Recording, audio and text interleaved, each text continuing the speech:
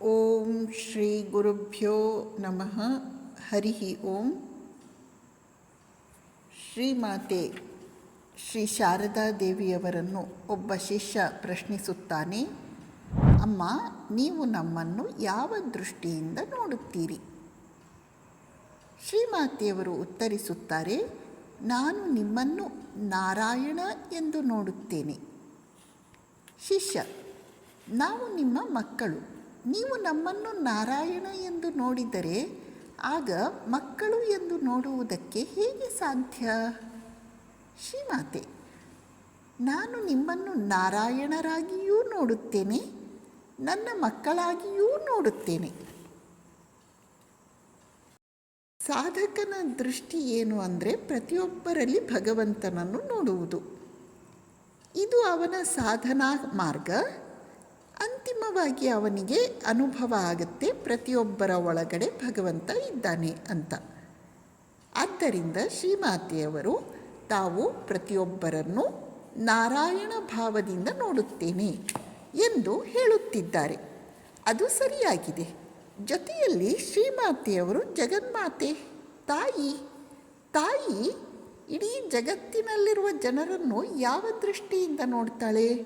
ತನ್ನ ಮಕ್ಕಳು, ತನ್ನ ಸಂತಾನ ಎನ್ನುವ ದೃಷ್ಟಿಯಿಂದ ನೋಡ್ತಾಳೆ.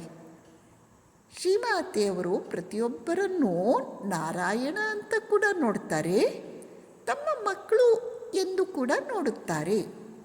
ಹೀಗೆ ಶ್ರೀಮಾತೆಯವರು ತಮ್ಮ ದೃಷ್ಟಿಕೋನದಲ್ಲಿ ಎರಡೂ ಭಾವಗಳನ್ನು ಸೇರಿಸಿಕೊಂಡಿದ್ದಾರೆ.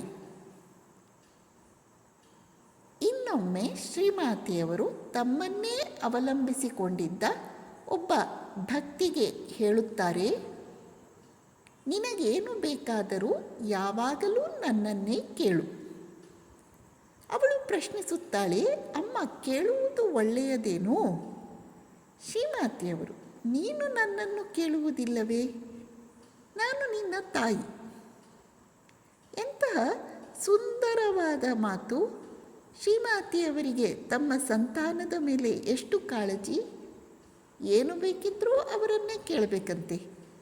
ಆ ಭಕ್ತಿ ಹೇಳಿದ ಹಾಗೆ ನಿಜವಾಗಿ ಕೇಳುವುದು ಒಳ್ಳೆಯದಲ್ಲ. ನಾವು ಭಗವಂತನ ಹತ್ರ ಕೇಳಬಾರ್ದು.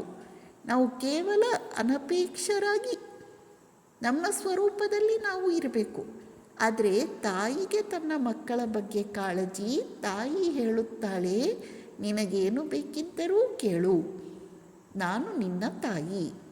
ಇದು ಶ್ರೀಮಾತೆಯವರು ಆ ಭಕ್ತೆಯೊಬ್ಬಳಿಗೇ ಹೇಳಿದ್ದಲ್ಲ, ನಮ್ಮೆಲ್ಲರಿಗೂ ಹೇಳಿದ್ದಾರೆ.